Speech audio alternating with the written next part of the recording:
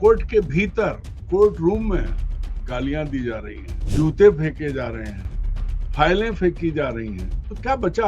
Bharatiya Janata party में नरेंद्र मोदी के नेतृत्व में जो पिछले 12 साल से 11 साढ़े 12 साल से सरकार चल रही है, उस सरकार में अब ये वो सब हो गया। पूरे देश का जो खनिज दोहन, जंगल, सारा सब आप उठा के देखिए कि प्राकृतिक धन संपदा भारत की 2 औद्योगिक घरानों के पास चली गई है। धर्म की आड़ लेके लोगों को जो अफीम चटाई गई, उस अफीम को चाटने के बाद इतने ऐसी रोशनी खोई कि अकल पे पत्थर पड़ गए। लोगों को ये समझ ही नहीं आ रहा है कि देश कहां जा रहा है। सब मिले हुए हैं और उनका एकमात्र उद्देश्य है कि मुसलमानों की सत्ता में भागीदारी कम करना। नमस्कार, मैं हूं संजीव श्रीवास्तव। आप देख रहे हैं 4 PM न्यूज नेटवर्क। दोस्तों, एक बार फिर भारत की अंतर्राष्ट्रीय मंच पर जबरदस्त तरीके से भद्द पिटाई है ज्ञानेश कुमार, जो मोदी और शाह की आंखों के तारे हैं, और ऐसे बहुत सारे जो संवैधानिक पदों पर बैठे लोग हैं जिन्हें लेकर बार बार कहीं ना कहीं हम शर्मिंदगी का सामना कर रहे हैं। और इस बार जो शर्मिंदगी का सामना करना पड़ा है वो संयुक्त राष्ट्र के सामने करना पड़ा। यूएन के दूतों ने जो ज्ञानेश कुमार की चोरी पकड़ी है, और वैसे तो उनकी जो चोरी है भारत देश में ही पकड़ी जा चुकी है। राहुल गांधी ने तो प्रमाणित जो है तौर पर पकड़ लिया था, सारे प्रमाण दिए थे, सवाल किए थे। तो चूंकि सरकार का वरदस्त प्राप्त है तो ज्ञानेश कुमार आंखें दिखाते रहे। और इधर सुप्रीम कोर्ट ऑफ इंडिया है, जिससे कि बेहद सारी उम्मीदें देशवासियों को होती हैं। लेकिन जो कहीं ज्ञानेश कुमार का मामला है, या जो ये इलेक्शन फ्री एंड फेयर का मामला है, उस मामले पर कोर्ट से भी बार बार निराशा हाथ लगी। सुप्रीम कोर्ट ने वो SIR, जिसे लेकर अभी कटघरे में है भारत देश, क्योंकि यूएन ने बहुत सारे सवाल पूछे हुए हैं, वक्त निकल चुका है, जवाब जो है 30 जून तक प्रस्तुत कर दिया जाना था। अब अभी तो नहीं पता है कि भारत देश ने जवाब प्रस्तुत कर दिया है नहीं कर दिया है, लेकिन बेहद गंभीर किस्म के जो सवाल हैं वो यूएन के जो दूत हैं, विशेष दूत, उन्होंने भारत को लेकर उठाए हुए हैं। और अकेला ये मसला नहीं है। अब हम देख रहे हैं कि हमारे प्रधानमंत्री जी तो जो देश से जुड़े मसले मुद्दे हैं, जहां अंतर्राष्ट्रीय मंच पर जो हमारी भद्द पिटती हो, या देश में हमारे जो हम परेशान हैं, जो आम जन है, उस पर कुछ बोलते नहीं है। दुनिया में घूमते हैं तो दुनिया में अभी जब ये थे 3 देशों के दौरे, इंडोनेशिया, ऑस्ट्रेलिया और न्यूजीलैंड, लौट आए हैं वे वहां से, और निकला क्या है आपको कुछ पता नहीं है। दावे बड़े बड़े हुए हैं, लेकिन जो रिपोर्टिंग हुई है उस रिपोर्टिंग ने भी कहीं ना कहीं, जो ऑस्ट्रेलियन रिपोर्टर ने तो बहुत ऐसे रिपोर्ट्स किए हैं, खबरें, जिससे हम फिर कटघरे में है। प्रधानमंत्री कटघरे में कैसे वहां भीड़ जुटाई गई, क्या क्या हुआ, लेकिन कुल मिलाकर कोई बहुत लोड नहीं लिया जा रहा है। और शायद यही वजह है कि हम बार बार कहीं लज्जित भी हो रहे हैं, लांछित भी हो रहे हैं, और आरोपों के कटघरे में खड़े भी किए जा रहे हैं। तो मसला यही होगा। हम खबरों के पीछे ही खबर की जो बात करते हैं, चलेंगे खास मेहमान अरुण दीक्षित जी के पास, जोड़ूंगा उनको। जुड़ गए अरुण जी बहुत बहुत स्वागत। नमस्कार, धन्यवाद संजीव जी। नमस्कार अरुण जी, बहुत बढ़िया। अरुण जी, जो सूचनाएं हैं आपने, वो मैंने जैसे यूएन का जो विशेष दूतों की रिपोर्ट है तो पुरानी, लेकिन हिंदू ने भी इसे बहुत प्रमुखता से छापा था, और उस रिपोर्ट के छपने के बाद से चर्चाएं हैं। वो जो चाहे निकोलस लेवरात हो, आयरीन खान हो, या नजीला घनेया, इन लोगों ने अलग अलग, उनके पास जिम्मेदारी थी अल्पसंख्यक मामलों की थी, विचार और अभिव्यक्ति की स्वतंत्रता के अधिकार के प्रचार संरक्षण पर, और धर्म या विश्वास की स्वतंत्रता, इन मसलों पर। और जो उन्होंने इंडिकेट किया है SIR जो देश में, और जिसको लेकर बहुत बवाल हुआ, सुप्रीम कोर्ट ने तो 6 अप्रैल 2026 को मना कर दिया था कि भाई जो कुछ हो रहा है प्रक्रिया, उस पर रोक नहीं लगाई जा सकती। लेकिन हमने देखा है कि क्या कुछ हुआ है। बहुत सारा, जो चाहे वो बिहार में रहा हो, फिर हमने पश्चिम बंगाल में देख लिया, अभी जो 7 विधानसभा में चुनाव होना है, उत्तर प्रदेश से खुद योगी आदित्यनाथ ने कहा है कि बड़े पैमाने पर नाम कट। लेकिन यहाँ जो अल्पसंख्यकों को टारगेट किया गया, उसको बहुत प्रमुखता से ये यूएन ने उसको कहीं अंडरलाइन किया था। और अंडरलाइन करने के साथ में नंदीग्राम तो उन्होंने स्पेसिफिकली उसको रिपोर्ट किया कि 95% मुस्लिम जब आई वहां जो मतदाता सूची, तो 25% रह गए। और आप ध्यान है कि 31 लाख तो ऐसे थे जो गए थे वो ट्रिब्यूनल के सामने, और 26 लाख को सही माना गया था ट्रिब्यूनल ने। और ट्रिब्यूनल की वो धीमी गति, सुप्रीम कोर्ट ने कह दिया था कि भाई जो है अगली बार वोट दे दीजिएगा, एक जज साहब के उसमें रिमार्क आया था। तो जब ये स्थिति है और अब ये रिपोर्ट जो है अंतर्राष्ट्रीय मंच पर ज्ञानेश कुमार का डंका इस तरीके से बदनामी वाला और भारत को कहीं नीचा देखना पड़े, पहली प्रतिक्रिया आपकी? संजीव जी, मुझे लगता है कि अब भारत को नीचा देखना पड़े, भारत को शर्म आए, इस दौर से हम गुजर चुके हैं। अब जो वर्तमान सरकार है, जो ब्यूरोक्रेसी है, और जो भी बार बार आप कह रहे हैं जो सुप्रीम कोर्ट है, अब सुप्रीम कोर्ट में, कोर्ट के भीतर, कोर्ट रूम में गालियां दी जा रही हैं, जूते फेंके जा रहे हैं, फाइलें फेंकी जा रही हैं, तो क्या बचा? इस सब दौर से गुजर गए। अब ये कॉमन है भारतीय जनता पार्टी में, नरेंद्र मोदी के नेतृत्व में जो पिछले 12 साल से 11 साढ़े 12 साल से सरकार चल रही है, उस सरकार में अब ये वो सब हो गया। मतलब अपमान जैसी कोई चीज लगती नहीं है, और होती भी नहीं तो क्या फर्क पड़ता है, सत्ता में तो हम बैठे हैं। एक मैंने शायद सुनाया था, एक और बड़ा छोटा सा किस्सा आपको सुनाऊंगा कि आज की तारीख में हमारा नेतृत्व क्या है। मैं आपको एक एक बर्निंग एग्जांपल है जो हमने उसको, मतलब उसके पात्रों से मैं मिला हूं, और दर्शकों को किससे माफी मांगते हुए कि हो सकता है किसी की भावनाएं, जाति की बात है, क्योंकि समाज में, भारत के समाज में जाति बड़ा तगड़ा हिस्सा है।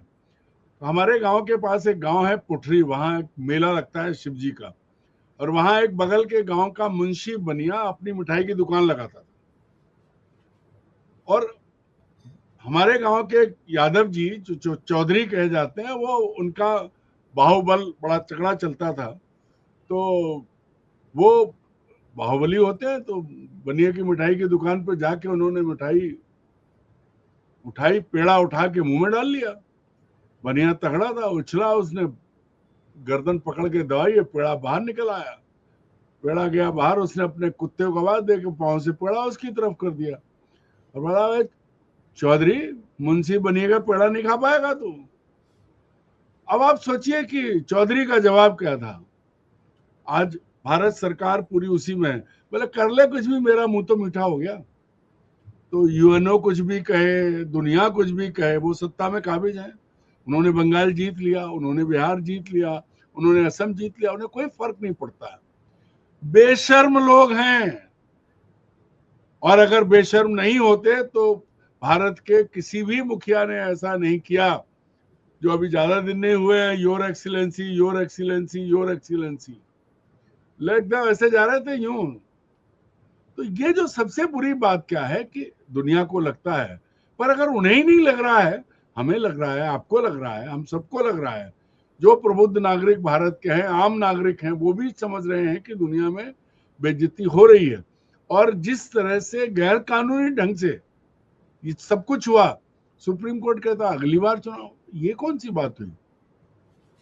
सब मिले हुए हैं, और उनका एकमात्र उद्देश्य है कि मुसलमानों की सत्ता में भागीदारी कम करना। सत्ता में भागीदारी का मतलब यह है कि अगर मुसलमान एकजुट होकर वोट देते थे तो बीजेपी का रास्ता बंद होता था। एसआईआर में उन्होंने वही कर दिया। सुप्रीम कोर्ट भी कुछ नहीं बोला, सब जगह वही स्थिति है, बोल भी नहीं रहा है कोई। और कुछ के बाद आप किसी भी चीज पे चले जाइए, आप ज्ञानेश कुमार का देख लीजिए। ज्ञानेश कुमार कहाँ नहीं है, ज्ञानेश कुमार को क्या नहीं मिला है।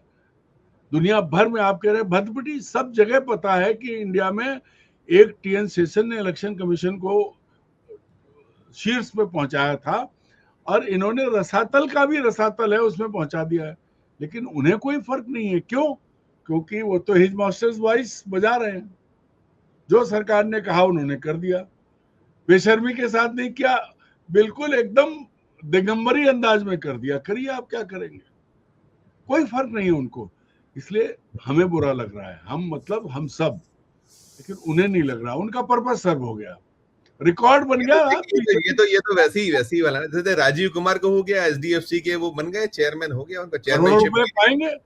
अब आपको मालूम है कि ये नहीं कीजिएगा तो आप किनारे हो जाइएगा। ईमानदारी, अगर कुछ ईमानदारी तो अगर बची नहीं है, यहाँ तो बैठाई उन लोगों को जाता है। जब चयन की प्रक्रिया ही आपने कहा ला दी कि बहुमत से होगा, एक जो है स्वयं प्रधानमंत्री, एक उनका अपना जो सहयोगी साथी, और एक एलओपी बहुमत पे होना है तो हो गया बहुमत पे, और फिर करते रहिए। और उसमें यूएन में चाहे आपको कितने सारे सवाल उठाए उन्होंने, सारी चीजें, मतलब आपने जो कहा दिगंबर उसी अंदाज में टोटल निर्वस्त्र कर दिया है कि क्या क्या आपने खामियां हैं। और ये मतलब देश तो ठीक है अंतर्राष्ट्रीय मंचों पर हो तो हमें तो कम से कम पीड़ा होती है अरुण जी, बहुत दुख होता है, लगता है संजीव कि जी यार ये हम वो टीएन ये सेशन वाला दौर, और आज ये इस तरह के ये राजीव कुमार, ज्ञानेश कुमार, क्या है ये। मैं आप जो कह रहे हैं मैं वही कह रहा हूँ कि दुनिया भर में बदनामी हो रही है, बेइज्जती हो रही है। क्या आप याद कीजिए, नरेंद्र मोदी तो अमेरिका में थे जब ट्रंप ने भारत के नागरिकों को, ठीक है वो अवैध ढंग से अमेरिका पहुंचे थे, लेकिन हथकड़ी बेड़ी लगा के महिलाएं, बच्चे, बूढ़े सब कुछ नहीं बोले। ट्रंप ने कह दिया युद्ध बंद, कहां तो सिंदूर रगों में दौड़ रहा था भैया, ऐसे नसों का प्रेशर दिखाते थे कि मेरी नसों में सिंदूर दौड़ रहा है, और कहां सिंदूर की ऐसी तैसी हो गई, मुंह से शब्द नहीं निकला। अभी चीन क्या कर रहा है, पाकिस्तान कहां से कहां पहुंच गया। अमेरिकन प्रेसिडेंट पाकिस्तान के सबसे बदनाम जनरल को अपने साथ बैठाता है और उसको कहां से कहां पहुंचा दिया। और हमारी तो बेइज्जती होती नहीं है, क्योंकि इज्जत ही नहीं बची तो बेइज्जती क्या होगी। उन्होंने इनके उन्होंने लिए उन्होंने उन्होंने पकड़ा, यूएन के जो दूतों ने पकड़ा है, जो विशेष दूत, उन्होंने कि कैसे आपने चुन चुन कर अल्पसंख्यकों को टारगेट किया, बाहर किया। अरुण जी एक चीज और भी है, देखिए हम ये तो ठीक है, ये तो गुलाम कहते हैं भाई, विपक्ष तो यही आरोप लगाता है कि ये गुलाम है, ये कोई में किसी में कोई रीढ़ बची नहीं है, जैसा वो कह दें, रात तो रात, दिन तो दिन, वही आपको करना है, कहना है, क्योंकि आपको आगे जो पुनर्वास अच्छा पाना है वो सब भी उसमें शामिल है, समाहित है, और फिर सल्तनत सारी की सारी जो आपने जैसे तैसे, और आप कहाँ रहे क्या रहे वो भी है। अभी मैं ये भी देख रहा हूँ अरुण जी, अभी जब प्रधानमंत्री जी, मैंने जैसे कहा इंडोनेशिया, फिर ऑस्ट्रेलिया, फिर उसके बाद न्यूजीलैंड, और वहां कैसे कैसे वही वो जो एक पूरा प्रपंच होता है, प्रपंच हुआ, और उसने तो ऑस्ट्रेलियन मीडिया तो मतलब कह सकते हैं कि वाट लगा दी, जो हम भाषा कहते हैं, वो उसने निकाल के कैप्सूल उसके चल रहे हैं अलग अलग। मैंने स्काई न्यूज पे एक 5 मिनट का कैप्सूल देखा, उस जो एंकर ने एक एक चीज गिना दी, कैसे उठ के 30,000 लोग, क्या उसके पीछे, कैसा हमारा आपका टैक्स का पैसा, क्या क्या चीज। और वो उसने भी जो वहां का एक जो थे एक जांबाज पत्रकार, उन्होंने भी बताया था कि इतनी दूरी रहती है, वो पीटीसी कर रहे थे, जहां खड़े थे वहां से 300-500 मीटर दूर थे, किसी से कुछ नहीं, सब कुछ स्क्रिप्टेड। अब ये भी आपका हो रहा है, और आप बिल्कुल दही है आपके मुंह में, कुछ नहीं है। ये सब आना निकल के कि आप किराए से उठा के ला रहे हो, पहले भी होता था, आप खोल रहे हैं लोग, और फिर आप जा रहे हो, और आप सम्मान और यूं और लटका के आ रहे हो। संजीव जी, मैं आपको एक उदाहरण देता हूं। मैं पिछले साल इन्हीं दिनों में पेरिस में था कुछ समय के लिए। वहाँ एक हिंदुस्तानी रेस्टोरेंट में मुझे एक उदयपुर का एक परिवार मिला, मारवाड़ी परिवार। हम उम्र थे, हमारी उम्र के ही रहे होंगे, वो वहीं रहते हैं। मतलब ऐसे गुणगान जो है वो मोहतरमा कर रही थी कि जैसे नरेंद्र मोदी ने। तो मैंने उनसे जब पूछ लिया, ऐसी अचानक, कोई परिचय नहीं था क्योंकि रेस्टोरेंट में बैठे थे, बर्दाश्त से ऊपर हो गया, तो मैंने कहा क्या आप मिली? बोले नहीं नहीं, हम इतने साल से मनमोहन आता था, मनमोहन सिंह जी के लिए शब्द थे, और कभी हमें खबर नहीं होती थी। मोदी जी आते हैं, हमें इज्जत से बुलाया जाता है, मिलते हैं, हमको लगता है हम भारत वाले हैं। अब उनको कौन समझाए कि इसी इवेंट मैनेजमेंट के लिए ये सारे खेल हैं। आप याद करिए, अमेरिका में एक महीना मैंने मोदी जी से हाथ मिलाया, आई मेट माई गॉड। ये जो नौटंकी है, ये जो स्क्रिप्टेड पीआर का जो काम है, उसकी कीमत कौन चुका रहा है? उसकी कीमत चुका रहे आप, हम, भारत का हर आम आदमी जो हर चीज पे जीएसटी देता है, हर चीज पे टैक्स देता है। इनको नहीं शर्म है? ये पूरी दुनिया में यही कर रहे हैं। लेकिन अब विदेशी मीडिया इस तरह से नहीं चलता है। यूरोप के देशों में, कई देशों में जाने का मौका मिला है, 2-4 जगह ये भी देखा कि जो सत्ता में हैं वो लोग उतने ही आम लोग हैं, जिन उन्हें कोई अलग से उनका कोई वीआईपी वो नहीं, और यहां जाएंगे ये दिखाएंगे कि जैसे तो भगवान आ गए। एक और बात जो आपने कही ऑस्ट्रेलिया वाली, भाई किसने कहा है? क्योंकि नरेंद्र एक मोदी का सेकंड एक सेकंड एक मैं बैनर एक दिखाऊं, ये जो सोशल मीडिया पर है, हम इसकी पुष्टि तो नहीं करते, लेकिन ये जो चला है और उसमें खबरें रिपोर्ट हुई हैं, कहीं भी मैं नहीं वो करूंगा, 4 PM नहीं करता है। इसे देखिए, ये देखिए, ये क्या लिखा है, ऑस्ट्रेलिया में लगे मोदी गो बैक के नारे, और जो ऊपर वाला सेंटेंस है वो तो मैं नहीं बोल सकता, मुझे नहीं अच्छा लगता। और दूसरा है स्टॉप इंडियन, जो नीचे जो उसका एक विजन जो लिखा हुआ है। आप सोचिए ना कि ये अगर देखने को मिले, इसके बाद आप छाती चौड़ी करके आप कॉलर ऊंची करें और आपकी भद्द पिटे, आप सब जो है स्क्रिप्टेड करें, आप हमारा आपका गाड़ी कमाई जो आपने कहा खर्च करके और ऐसे बुलाएं, करिएगा आप टिप्पणी। ये देखा आपने कि ऑस्ट्रेलिया में लगे मोदी गो बैक के नारे। संजीव जी, मानसिक रोग कई तरह के होते हैं और ज्यादातर मानसिक रोगियों को ये पता नहीं होता है कि वो मानसिक रोगी है, उन्हें कौन से तरह का मानसिक रोग है। आप मेरी बात समझ रहे हैं ना जो मैं कहना चाह रहा हूँ? बिल्कुल बिल्कुल बिल्कुल बिल्कुल बिल्कुल।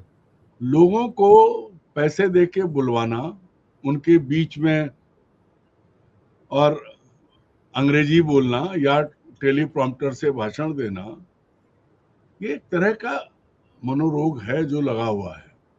नहीं, आपने न्यूजीलैंड भी देखा होगा कि वो एक मफलर 40 साल पहले आया था। 40 साल से मफलर, वो टोपी दस्ताने तो नहीं लेके जा पाए थे, लेकिन मफलर लाया हूं। उस मफलर को बताने लाने, क्या उससे क्या हासिल, भारत को क्या हो रहा है, मफलर से कुछ क्या हासिल हो रहा है?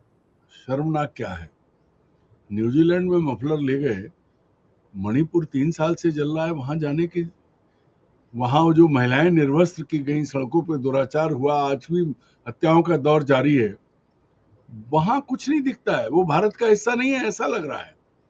मैं कह रहा हूं ना, ये मानसिक रोग है, ये विकृति है एक तरह से, जिसके चलते आदमी जो है अपनी अलग दुनिया में है। कभी वो भगवान बता देता है खुद को, कभी भी जो है किसी भी गंभीर मुद्दे पर जिससे बात की जानी चाहिए, आज दुनिया जानना चाहती है कि अमेरिका ने किस हैसियत से आपका युद्ध रुकवाया भारत पाकिस्तान का, नहीं मालूम।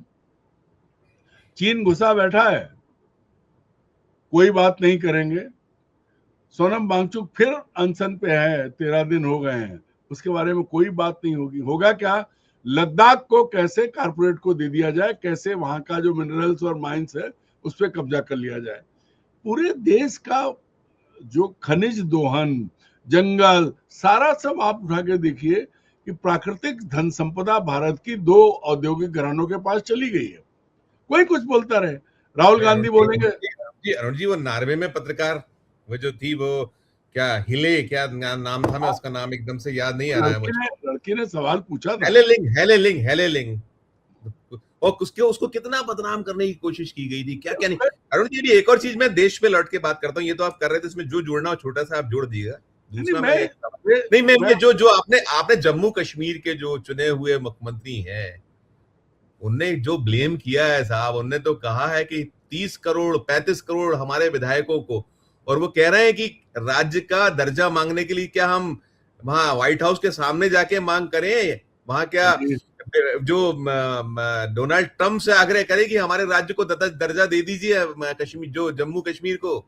संजीव जी, आप जो बात कर रहे हैं, आप उमर अब्दुल्ला की बात कर रहे हैं, वो तो दूसरे दल का है। स्वर्गीय सतपाल मलिक के जो बयान थे, जो पूर्व गवर्नर थे, उनको देखिए ना कहीं आप कि कैसे कैसे जम्मू कश्मीर में लूट का खेल इन्हीं के दोस्त लोग चला रहे हैं। और उसको अब नहीं, अब दुनिया में नहीं है, वो चले गए, उनके आप एक श्रद्धा सुमन अर्पित नहीं किए। नहीं श्रद्धा सुमन अर्पित नहीं किए, उनके लिए कहीं कुछ नहीं। ये इससे घटियापन और क्या हो सकता है, इससे ज्यादा घटियापन हो ही नहीं सकता। बच्चों की लड़ाई में भी ऐसा नहीं होता, जानवरों की भी लड़ाई में ऐसा नहीं होता कि वो भूल जाते हैं थोड़े दिन बाद। मूल बात यह है कि जो मानसिक रोग, मानसिक विकृति जो है, उसका कोई इलाज नहीं है, क्योंकि रोगी को तो मालूम नहीं है कि उसे रोग है। और दूसरी बड़ी बात जो है वो है कि सारे आसपास के लोग, आप खुदा हो, आप क्या नहीं हो, पूरा जो गुणगान चल रहा है। हालांकि दुनिया भर में अब सवाल उठ रहे हैं, जो ऑस्ट्रेलिया में हुआ, जो नॉर्वे में हुआ, कहीं भी आप जाइए, आप देखिए, अब भारत के प्रधानमंत्री के इवेंट्स सब जगह बदनाम है, लेकिन उन्हें कोई फर्क नहीं पड़ रहा है। आपके पैसे खर्च हो रहे हैं, आपके भारत सरकार का खजाना जा रहा है। जब एप्स्टीन फाइल्स में सब कुछ आ चुका है और वो हरदीप पुरी आज तक बैठे हैं, क्यों बैठे हैं? क्यों? क्योंकि जो कुछ आया है वो सब सच है। और इसीलिए अमेरिका ने सारी चीजें उजागर की हैं। पर इजराइल के सामने घुटने टेकना क्या मतलब है? फादरलैंड किसने बताया इजराइल को? इतना सा इजराइल अपनी दिल्ली से छोटे, और वहां जो है आप फादरलैंड बोल रहे हो। दरअसल क्या है, अरुण जी, अब तो देखिए आप जो संजीव जी, दुर्भाग्य ये है कि धर्म की आड़ लेके लोगों को जो अफीम चटाई गई, उस अफीम को चाटने के बाद इतने ऐसी रोशनी खोई कि अकल पे पत्थर पड़ गए। लोगों को ये समझ ही नहीं आ रहा है कि देश कहां जा रहा है। उन्हें लगता है जब आप राम मंदिर की चोरी की बात करो वो कहेंगे हैं इन्होंने चंदा दिया, ये चोरी की बात करेंगे। राहुल गांधी गए क्या जो चोरी की बात करेंगे? तो ये कुतर्कों के बाद जब इस तरह की चीज आ जाए तो इसके आगे तो कुछ बचता नहीं है। नहीं अरुण जी, मैं तो यहाँ यहाँ लाके समाप्त करना चाह रहा था। आप सारी चीजें देखिए, दुनिया जो कह रही है, डोनाल्ड ट्रम्प कहते हैं कैरियर जो है आपका बोल दिया तो करियर तबाह हो जाएगा, मैंने मुंह खोल दिया। बाकी और जगह जगह आंखें दिखा रहे हैं। यहाँ देश में अब सबसे, आप कहते हो ये तो विपक्ष के प्रोपेगेंडा है, विपक्ष ऐसा कर रहा है, ये कर रहा है। आपने वो जो नॉर्वे की जर्नलिस्ट या ऑस्ट्रेलिया के जर्नलिस्ट के लिए अभी चीजें आ जाएंगी, या वो जो बैनर पोस्टर लिए था, ये जो इनका डर्टी जो विंग है अमित मालवीय वाला, कुछ निकाल लाएगा वो कि मोदी गो बैक की ये तो राहुल गांधी का काम था या इसका था, कुछ भी निकाल लेंगे। अभी दतिया में जो हुआ अरुण जी, दतिया में मोदी मुर्दाबाद के नारे लगे, गालियां बकी गई गंदी गंदी। वो वहां जो हुआ है तो वो क्या द्योतक है, किस बात का है? आपकी जो ये जिस तरीके से आप एक तरफा है आपकी गाड़ी, समझ करिए। बड़ा अच्छा सवाल आप लाए, 1.5 मिनट में आपका लूंगा। दतिया में जो हुआ, संजीव जी, पहला सवाल मैं उठ पलट के आपसे करता हूं कि एक पार्टी जिसके पास राज्य में 163, 230 में 163, मतलब 2/3 थंपिंग मेजोरिटी, अगर ये रिपोर्ट थी कि नरोत्तम मिश्रा हार रहे हैं, तो पार्टी क्या एक सीट के लिए एक बड़े नेता की बलि चढ़ाती? नहीं, कोई पार्टी ऐसा नहीं करती। बोले हमारा पुराना नेता है, इसने हमारे लिए अच्छे बुरे, और अभी तो 2020 में सरकार खरीदी थी उन्होंने, विचारों ने बहुत सब काम किए, कहा नहीं क्या नहीं किया। तो उन नरोत्तम मिश्रा को आपने बलि का बकरा बनाया। हमारे गांव में कहावत है, कौआ मार के टांग दिया। तो नरोत्तम मिश्रा के एक मैसेज है नरोत्तम की आड़ में कि भाई कोई, हम दोनों के आगे कोई नहीं चलेगा। जो ताकतवर है, जिसको रास्ते आते हैं, जो कोई सवाल उठा सकता है, वो हम अपने रास्ते नहीं आने देंगे, हमारी मर्जी। अब आपने जो बात कही, आक्रोश जो दतिया से शुरू हुआ है, वो आक्रोश गुजरात में चल रहा है। कभी आप गुजरात में देखिए, किसानों का आंदोलन है, वो मणिपुर में चल रहा है, वो मध्य प्रदेश में है, महाराष्ट्र में है, राजस्थान में है। बस ये जो गोदी मीडिया है वो उसको सामने नहीं आने दे रहा है। ये जो अपना यूट्यूबर्स हैं, जो सोशल मीडिया है, उस पर जो चल रहा है। अब आप एक बात बताइए, माँ बहन की गालियां निंदनीय है, नहीं होना चाहिए। इस तरह की भाषा के पक्षधर हम और आप तो कतई नहीं है। लेकिन बीजेपी वाले मुर्दाबाद के नारे लगाए अरुण जी, तो फिर तो है, बात तो है, अंदर कुछ तो है। लेकिन संस्कारवान कार्यकर्ता, खास तौर पर महिलाएं, युवा, सब उतर के आए और सड़क पे आकर नरेंद्र मोदी को गाली दें, तो मतलब ये है कि आपकी मनमानी नहीं चलेगी। दतिया में जो हुआ है, आप नरोत्तम मिश्रा की राजनीतिक हत्या कर दो, उनके बहाने पूरे देश में मैसेज भेज दो। मैं अभी बीच में एक बात और कह दूं, अगला शिकार नितिन गडकरी और राजनाथ सिंह है।